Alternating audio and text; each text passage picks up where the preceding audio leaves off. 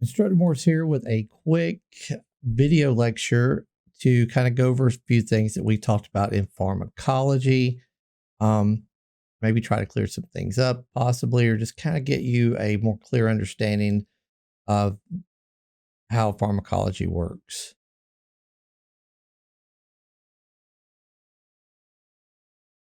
All right, so here we go. When we talk about drugs and how they work, um, in order for this drug to reach its target, and the target is going to be a cell receptor, it must get there. It must reach that cell receptor in a suitable form.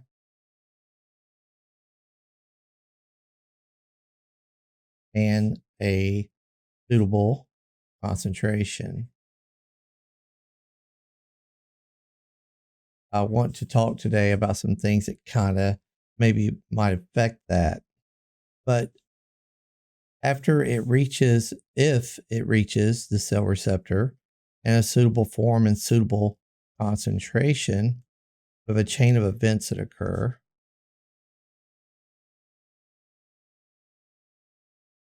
Okay, we have a chain of events that occur. And those chain of events can be described as like a chemical reaction that is going to lead to some type of physiological change. Okay. And that physiological change, whether it's we have a slow heart rate and we're trying to speed the heart rate up, whether we have bronchoconstriction and respiratory distress, and we're trying to dilate those bronchioles, right? That's a physiological change. But that physiological change that occurs also be called the drug's mechanism of action. All right. So for all of this to kind of take place, to get that desired effect, again, the concentration of the drug is important. It has to reach that cell receptor with that appropriate concentration, because if it's not appropriate, too much could be toxic. Not enough might give us a physiological change that we don't desire. All right. And so that's one thing. The other thing that we need to think about is how this drug's going to get there in that form of concentration that we need it to be. Like, is it going to circulate there? And if it circulates there, what could affect that circulation? How, there's several things that can affect the circulation. We've talked about a couple of them, but, metabolism. And we need to think about that because not only the reason why we have to think about that so much is these drugs right here they have their own pH, right? And so some of these drugs are meant to work in a acidic environment, and some drugs are not made to work in an acidic environment. So the body's metabolism is important because, like most pills that you take, most PO medication that you take is going to end up in the stomach. And we know that the stomach is a very acidic place. These drugs are designed to work in an acidic environment. But if we were to give somebody a injection, or maybe we're given an IV medication, and the body is in an acidotic type state, that's going to affect the drug. It's going to affect its concentration, and it's going to affect the physiological change that we desire. So all of these, we kind of need to talk about. Also, this drug needs to be eliminated, right? It needs to be eliminated. We don't need this drug to work for the rest of our life. So it needs to become water, if it's not already water soluble, in order for the body to excrete it. So we need to talk about some of those things as well. When we talk about, let's talk about some things that affect, or let's talk about maybe what drug absorption is. So drug absorption is the process or the movement of a drug from the site of application to its extracellular compartment, right? And so remember, here's our cell here. We have intracellular fluid here. Then we have our extracellular fluid here, right? So how is it going to be absorbed from this extracellular fluid to the cell receptor? What are some things to think about that might affect that? And so we already talked about one when we're talking about PO medications or whatever, is the solubility of the drug.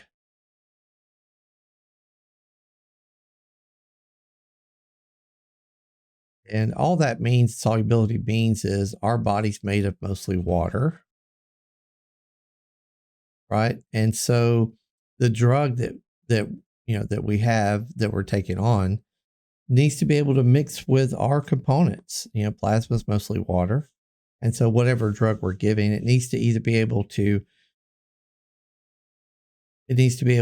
able to mix with water, but certainly needs to be able to be excreted. And that's how we're going to excrete it. Talked about the pH of the drug that can affect it, the site of absorption, right? And so the site of absorption, and we'll talk about that in just a second. The surface area. And what I'm talking about there is, let's talk about, I'm talking about this, we could say the skin, like a dermal drug, versus an inhalation drug, right? The surface area, we certainly are going to have, both of these kind of have a large surface area. So maybe, we scratch that. Maybe we say like a sublingual drug, right? So when we're talking about surface area, certainly a lot more surface area involved when we inhale, on inhalation. We have, going all the way trachea down to the lungs, right? Bronchioles down to the alveoli. Lots of cell receptors come in contact with that doesn't have to compete with too much, plenty of surface area. So that's what they're talking about there. So absorbing a drug and the surface area is going to be important, but also the area in question. What do we have to think about there? Well, we need to think about the area in question, a blood supply. And the reason why that is, obviously we need to get this drug into the circulatory system. And so, what area have we decided to choose? If we choose a fatty subcutaneous area, well, it's going to take a minute to find a blood vessel to come in contact with. But at the same time, if we're given something sublingual, well, that's going to be pretty quick. A lot less, you don't have to go through layers of the skin. You're going straight from that. And right there at that sublingual area, you have blood vessels. And I've got, we'll talk about that, man. I've got a better illustration of that. But anyway, the area that we decide to go, or the site of, for the site of absorption, is going to be important. Um, let's just talk about that real quick. Let me slide down.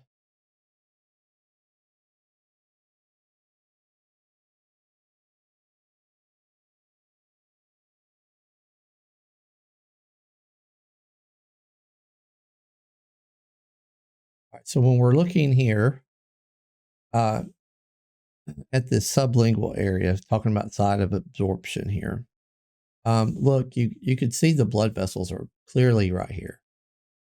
They're clearly marked right here, sublingual right here. And so sublingual gets the name because there's a sublingual gland that sits down here that helps make saliva, helps with digestion, things like that. But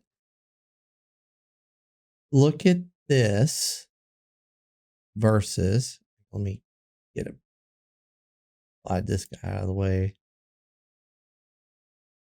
Let's compare.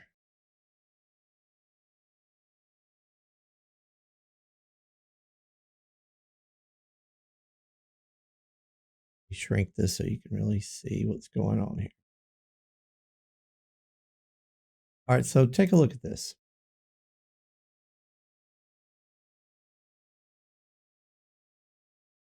So obviously right here, we drop a nitroglycerin tablet right here. It's going to dissolve. And it's going to be taken into the circulatory system rather quick. Not as quick as an IV medication, but pretty quick, right? Let's take a look at here. We have our skin. Now,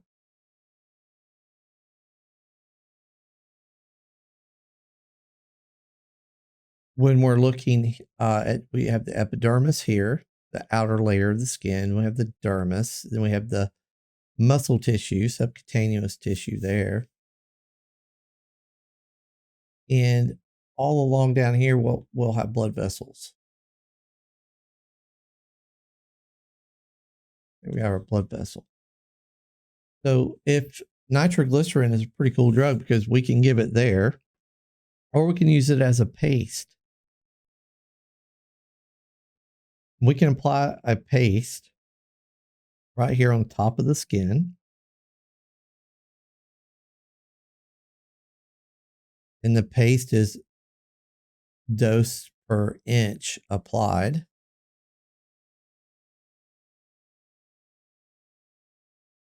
And it's going to, it's going to leak rather, maybe push down. It's going to push down and be absorbed by the skin. But it's going to take some time, isn't it?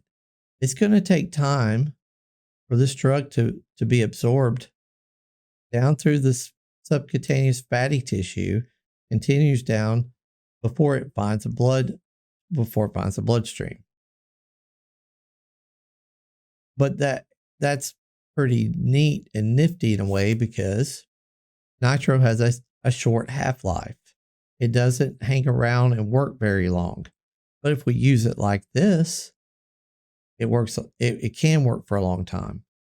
We can have effects of nitro pretty continuously because it's continuously absorbed. This would be 0.4 milligrams. We have a 0.4 here, 0.4 milligrams, 0.4 milligrams, right? But this 0.4 and this 0.4 is not in the game yet. This 0.4 is. So as this 0.4 leaves the system and becomes inactive, this 0.4 is becoming active, okay? That 0.4 is becoming active. So pretty neat. And this could be kind of defined really as a reservoir, a drug reservoir, because it's like a drug reservoir. We have drug product right here that's piled up, and we're just kind of distributing it. All right. And so that's one reason we would go sublingual with a drug. All right. That's one reason.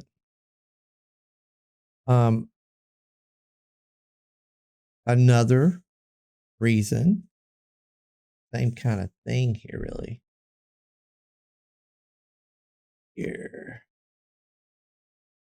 What about epi? So epinephrine, right? We have epi 1 to 1,000. All right. It's a potent medication, and it needs slower introduction. Slower intro. If you introduce epi all at once, it's not going to be well received. Okay. And so we can give epi like this, right? We can give it sub Q, kind of like a 45-degree angle here. All right. And so we have our epi here. We can give it sub Q into that subcutaneous fatty tissue. Epi's effects, honestly, it has a very short half-life as well. So it's, it's brief therapeutic effect.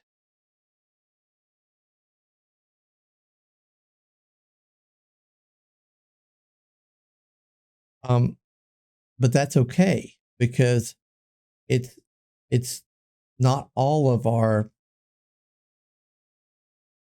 0.3 milligrams is going to be absorbed at once. So we're going to have 0.1 in the game. Make that little. We have our 0.1 here, 0.1 here, 0.1 here. So 0.1's 0.1 milligrams being used. Once it's kind of working its way out, another 0.1 is on standby. Comes in. And then after it goes away,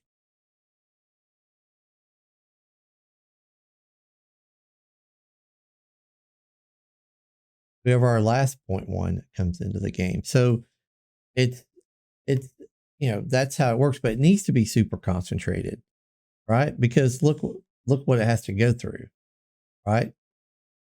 So concentration, that's how concentration can be important.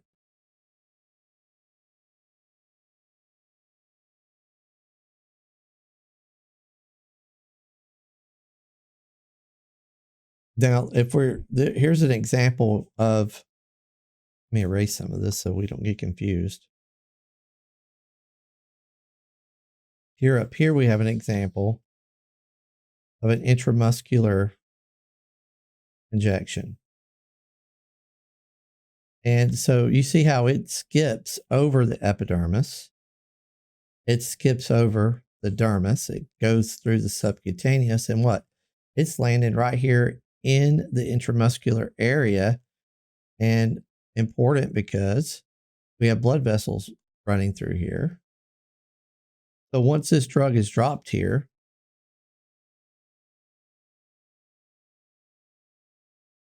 it doesn't have far to go, right?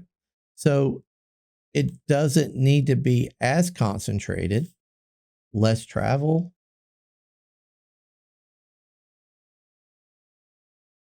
Right? And it's going to work faster, obviously. Work faster. All right. And so are you kind of maybe hopefully you're catching on. So that is why it's important that it gets to its target cell in the correct form and concentration. Why it's so important.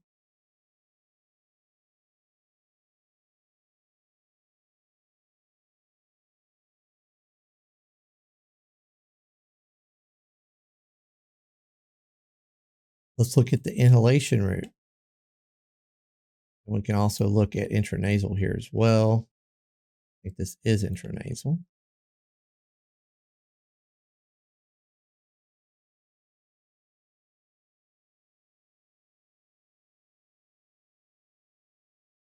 And so when we go intranasal, it actually pretty quick too. It needs to come in. Let's get a different color.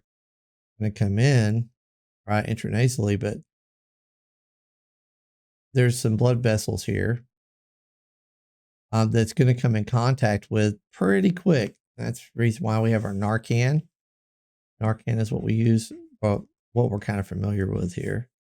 And so it has a pretty quick onset, and Narcan needs to have that. Again, Narcan is going to have a short half-life as well, and it needs to be able to be absorbed so that it can perform its job as an agonist.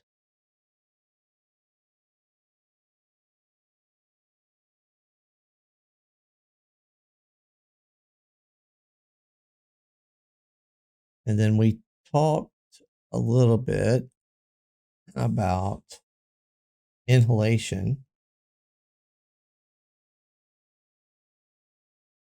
and how it works.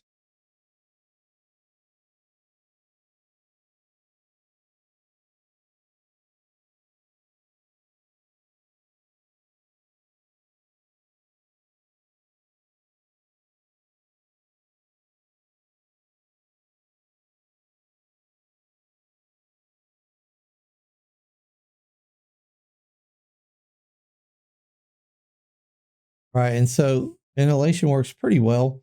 Probably the next fastest to IV, because once we clear this trachea,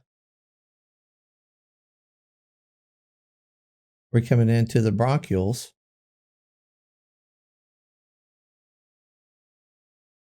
And we have all the smooth muscle to come in contact with. Smooth muscle cells, right? Alveoli cells, all these cells. Look, I mean, just they're all over the place. All these cells and all these receptors. So when a drug comes down the trachea, boom, boom, it's going to react rather quickly.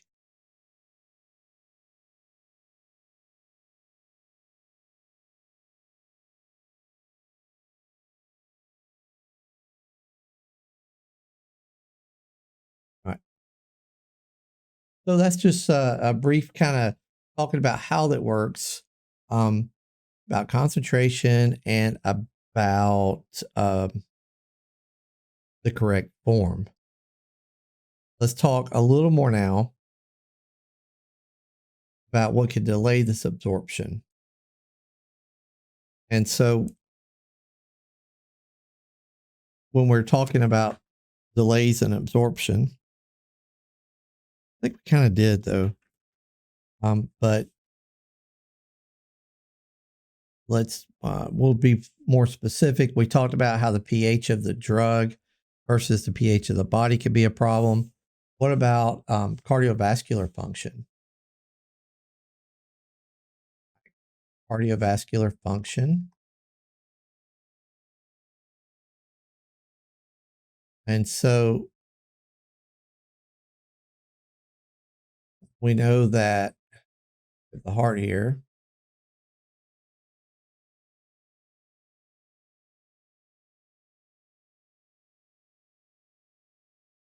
and we know that the pump is just that. It's going to pump blood out to the cells.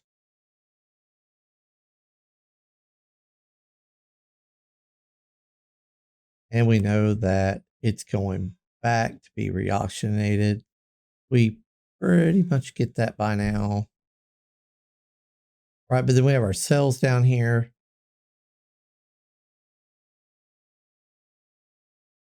Right.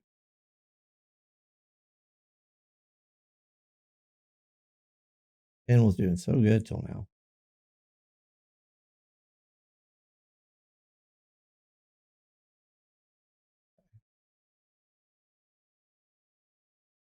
And so don't forget, we have these cell receptors here, receptor here, cell receptor here. Well, if the pump is not pumping efficiently, you could see that there would be a problem getting that drug to the receptor site. And so when we think about stuff like that, we need to think maybe heart failure, acute myocardial infarction are going to be something that we need to consider when we're looking at drug therapy. Uh, like blood pressure medications in the emergency setting, they're titratable just for this reason. Um, depending on the health of the heart, we might start off at zero point 0.5 micrograms of something, and then it's not working. We're going to go to 0.10 micrograms, etc. And we keep titrating that up until we get a desired physiological effect. And that's the reason. Drug reservoirs that we talked about a little while ago, they're going to be affected. They're going to be affected by several different things, but one big one is shock, because I'm vasoconstricted right here.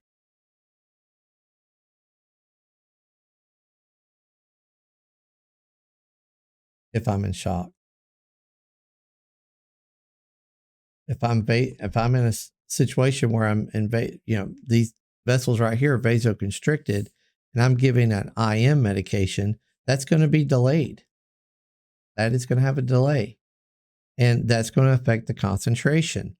So now, if I'm getting we'll just use 0.1 as an example, 0.1 milligram, 0.1 milligram, and 0.1 milligram, I'm not getting that medicine. But once I do return, maybe I improve that vasoconstriction status, what happens? Well, this medicine stacks up. Instead of getting that 0.1, I'm going to get that 0.3 milligrams all at once. So you can see how the drug reservoir could be affected. All right. So that's something to think about when we're talking about that stuff. Um,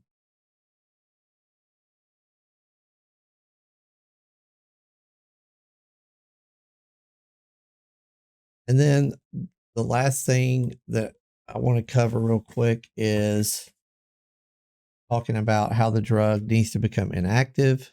And I want to hit a few more terms too, really quick.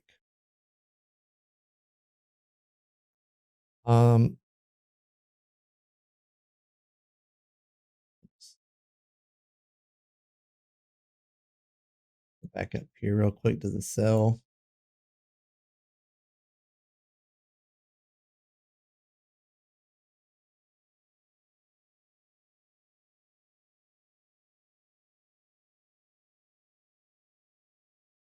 Oh, crap, I didn't mean to erase my cell, but that's okay. It'll take me about a second to draw it back. All right, so when we're talking about just some really quick terminology, bad cell was a cancer cell. Let me draw a better cell. Oh, there we go. Much better in a way.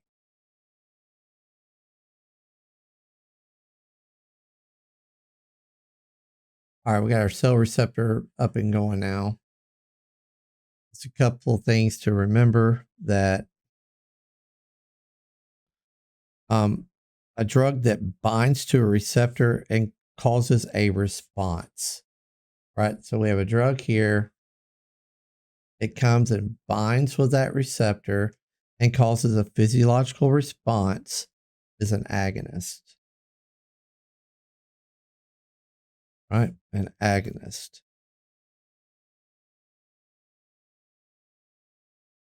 What if we have a drug that comes along to block this receptor? A drug that comes along to block the receptor. roadblock. That's what it is. It's a roadblock. All right. And so if we have a drug that comes along and blocks that receptor,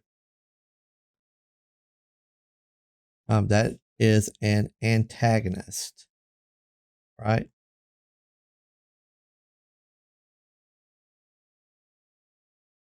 I just, so if we needed to block that receptor so that it would not work, we could do that. And Narcan comes to mind with that. Another thing you can look at is that you can look at the receptor.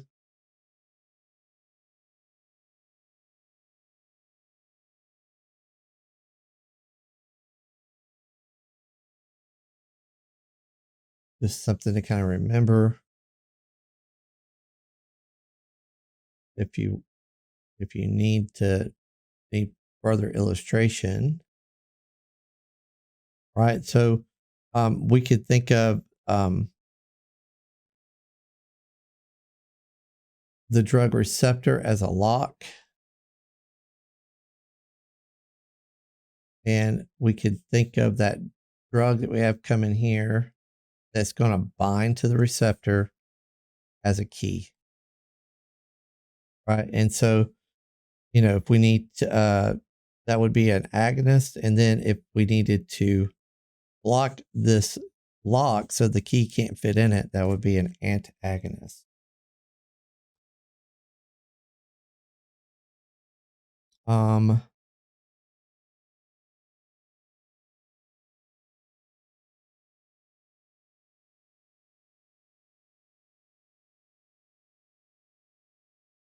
See here. We want to use the minimum effective concentration to achieve a therapeutic response. So we want the minimal concentration, right? The minimal concentration of a drug to achieve that therapeutic response. A therapeutic response is the physiological change that we desire, or the mechanism of action. There is a toxic level, right? And so we don't want to ever reach the toxic level, because that would be a bad day. Toxic level, it would cause damage or kill the cell. And when we're talking about a therapeutic threshold or minimum effective concentration, is what we were talking about a second ago. But the difference between a minimum effective concentration and the toxic level, it can vary significantly. But the difference between these two concentrations is referred to as the therapeutic index. All right. Again, the difference between these two, sorry guys, let me pull this up. Let me make it. The difference between, about to lose my mind with this pen. The difference between the minimal concentration of the drug to achieve therapeutic response and the toxic level is referred to as the therapeutic index.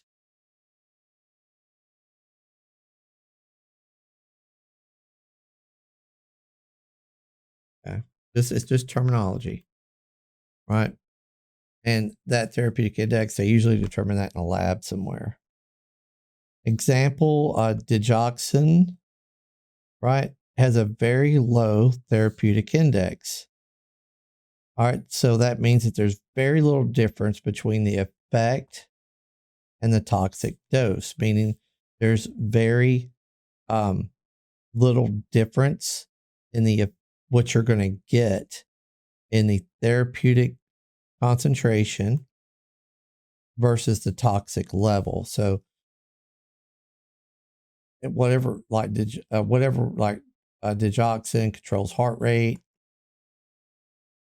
All right, so it's used to increase force of contractions too, I think, but uh, there's no benefit to continue to increase that drug. You know, to increase and then increase and then increase. You're not going to get any more physiological effect than you get with the therapeutic dose. So, not, you know, it's just the way it goes. But we could compare that to Narcan. Narcan has a high therapeutic index, meaning you get a little more bang for the buck if it's a narcotic and they don't respond to 2 milligrams of that drug. Okay. When we're talking about kids and the elderly and how they respond to drugs, kids are a little different, obviously, because of their size and metabolism. So our old folks, neonates have issues with their liver and kidneys not being well developed. And the liver and the kidneys is what gets rid of the drug. So that's their weakness. And when we look at the elderly folks, several things that affect them. They have a decreased cardiac output. That heart's tired, man. Just gets tired after a while. And so they have a decreased renal function. They have a decrease in their total body water. Okay. Decrease in their total body water. They stay almost in a state of where they're constantly dehydrated because they don't have that desire to drink. All right. They have a decrease in body fat. As you start getting older, man, that fat starts leaving you, start getting wrinkles. All right. And their respiratory capacity also becomes decreased.